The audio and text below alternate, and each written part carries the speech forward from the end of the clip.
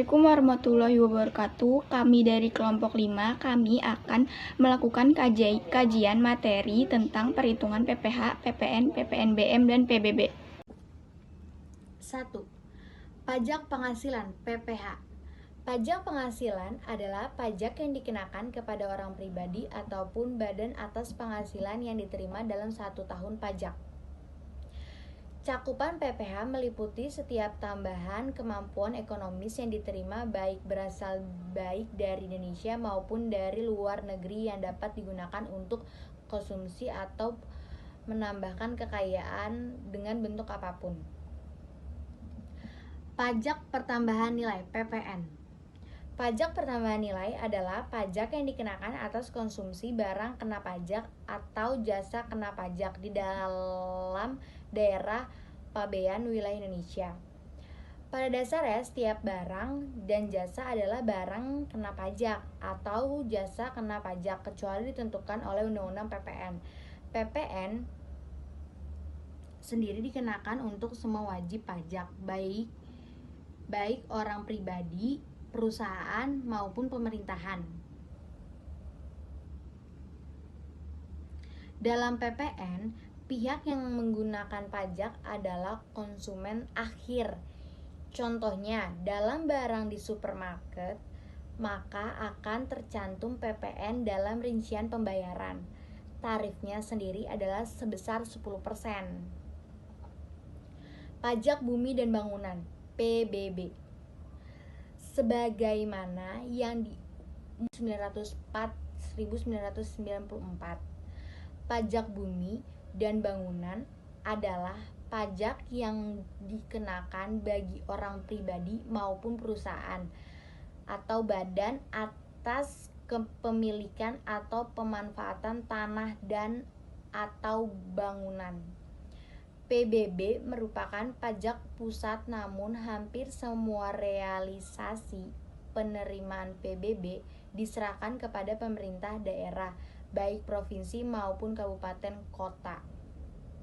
Artinya, perusahaan yang meliputi bangunan atau buka proses usaha di suatu lahan wajib membayar PBB. Sebagai contoh adalah perusahaan tambang, maka mereka harus melapor status IUP, izin usaha pertambangan. Perusahaan melalui SPOP, surat pemberitahuan objek pajak PBB, setiap tahunnya.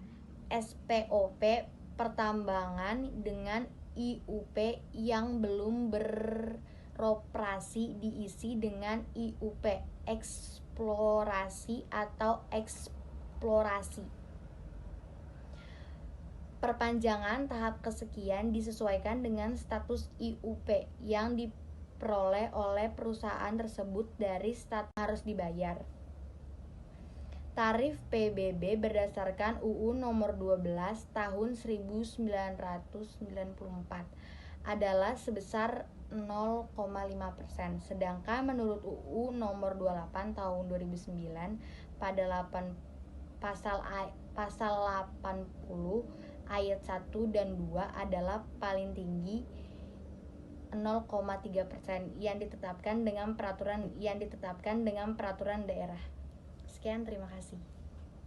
Mengidentifikasikan objek PPh, PPN, dan PBB. Yang pertama, objek pajak penghasilan atau bisa disebut juga PPh. Nanti kalau kamu sudah punya pekerjaan dan mendapatkan gaji, tunjangan, atau bonus, kamu akan dikenakan pajak penghasilan. Namanya pajak penghasilan ya pasti objeknya penghasilan dari wajib pajak itu sendiri.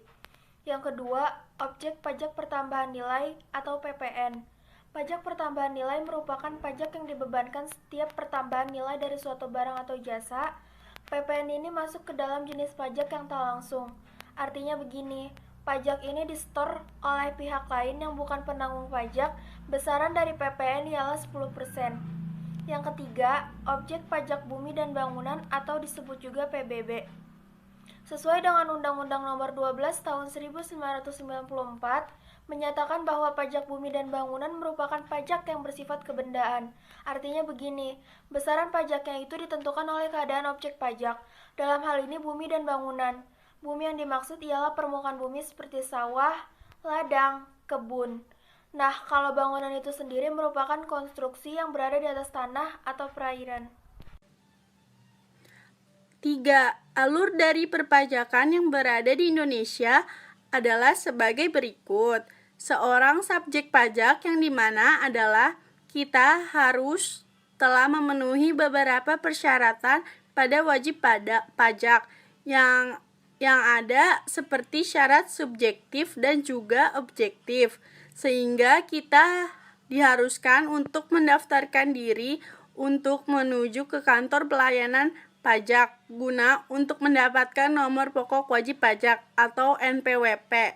Selanjutnya, kegiatan wajib pajak akan dilakukan perhitungan sendiri dari besaran pajak dan juga pembayaran pajak tersebut haruslah dibawa ke Bank Dengna menunjukkan sebuah surat setoran pajak atau yang disebut SSP. Surat setoran pajak pada lembar ketiga akan termasuk dengan surat pemberitahuan. Tersebut akan dilakukan pelaporan kepada kantor pelayanan pajak selanjutnya. Uang pajak tersebut akan dialihkan ke dalam rekening pemerintah dengan sebuah persetujuan yang berasal dari DPR. Uang itu sendiri akan digunakan untuk melakukan pembiayaan dari berbagai macam bentuk pembangunan serta kegiatan pemerintah. Sebelumnya saya jelaskan dulu, PBB atau pajak bumi dan bangunan adalah pajak yang ditunggu oleh orang pribadi atau badan yang mendapatkan keuntungan atau kedudukan sosial ekonomi yang lebih baik karena atas tanah dan bangunannya. Cara menghitung PBB adalah NJOP sama dengan NJOP bumi sama dengan luas tanah kali nilai tanah tambah NJOP bangunan sama dengan luas bangunan X nilai bangunan. NJOP TKP sama dengan 12 juta. NJOP untuk perhitungan PBB, NJOP min NJOP TKP sama dengan NJKP sama dengan 40% dari NJOP atau 20% dari NJOP untuk perhitungan PBB. PBB yang tertuang adalah sama dengan 0,5% kali NJKP, nilai jumlah PBB yang harus dibayar setiap tahun. 4. Menghitung PPh perorangan dan badan usaha. 1. PPh perorangan. Contoh soal, Pak Kalik adalah seorang pegawai bank yang berstatus lajang dan tidak memiliki tanggungan. Saat ini, Pak Kalik merupakan wajib pajak yang memiliki penghasilan sejumlah 10 juta per bulan. Untuk menghitung penghasilan kena pajak yang harus dibayarkan Pak Kalik dalam setahun adalah sebagai berikut. Penghasilan 1 tahun 12 bulan sama dengan 12 bulan dikali gaji sebulan sama dengan 12 dikali 10 juta sama dengan 120 juta. Penghasilan tidak kena pajak K per 0 sama dengan 54 juta. Penghasilan kena pajak sama dengan total penghasilan 12 bulan dikurang PTKP sama dengan 120 juta dikurang 54 juta sama dengan 66 juta. PPh terutang 5% dikali 50 juta sama dengan 2.500. 15% dikali 16 juta sama dengan 2.400.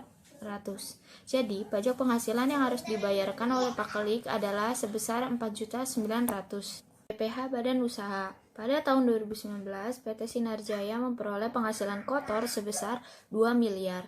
Maka besar pajak penghasilan PT Sinar Jaya yaitu 50% dikali 25% dikali 5 miliar sama dengan 625 juta.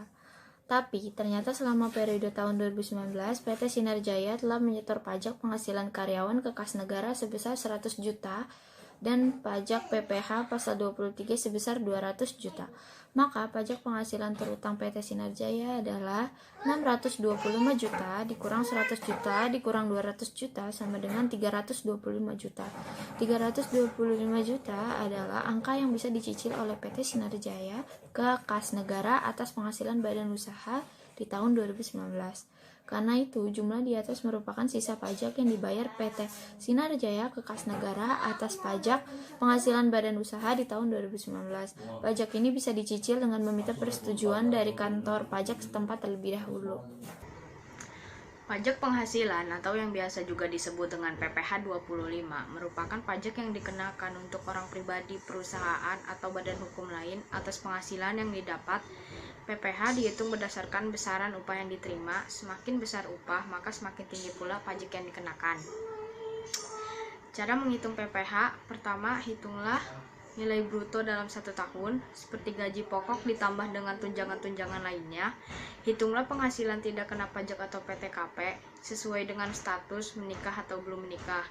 Lalu hitunglah potongan lainnya, seperti tunjangan biaya jabatan 5% dan iuran pensiun 5% dari penghasilan bruto.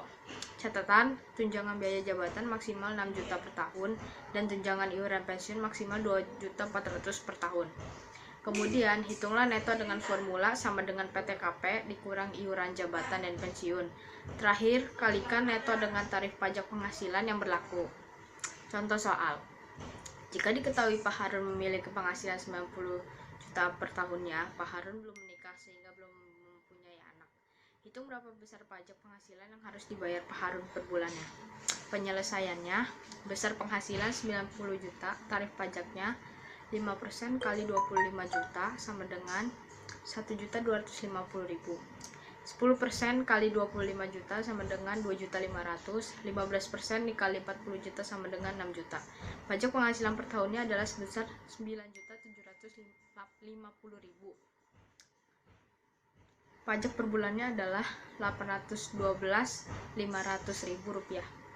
Jadi besar pajak yang harus dibayar oleh Pak Harun per bulannya adalah sebesar 812.500.000 rupiah. Sekian dari kelompok kami. Wassalamualaikum warahmatullahi wabarakatuh.